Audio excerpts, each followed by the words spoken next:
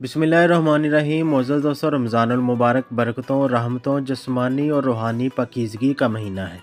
लेकिन क्या आप जानते हैं कि सही डाइट प्लान के ज़रिए आप रोज़े के दौरान सेहतमंद और चाको चौबंद रह सकते हैं?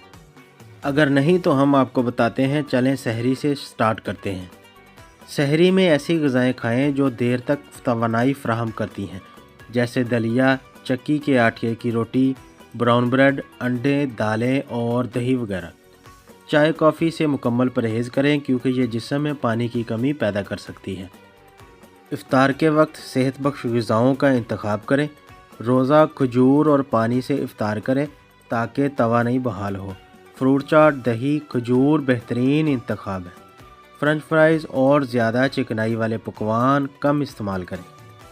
इफ्तार के बाद खाने में प्रोटीन और फाइबर से भरपूर ग़िज़ा लें, जैसे ग्रिल्ड चिकन, सब्ज़ियाँ, दालें और सलाद वगैरह इस्तेमाल करें। इफ्तार के बाद हल्की फुल्की वर्जिश जैसे चहलकदमी या योगा ज़रूर करें ताकि आपका जिस्म एक्टिव रहे। तो सही डाइट प्लान के साथ रमज़ान को सेहतमंद और तवानाई से भरपूर बनाएं। अल्लाह पाक हमें सेहत और बरकत अता फ़रमाए, आमीन।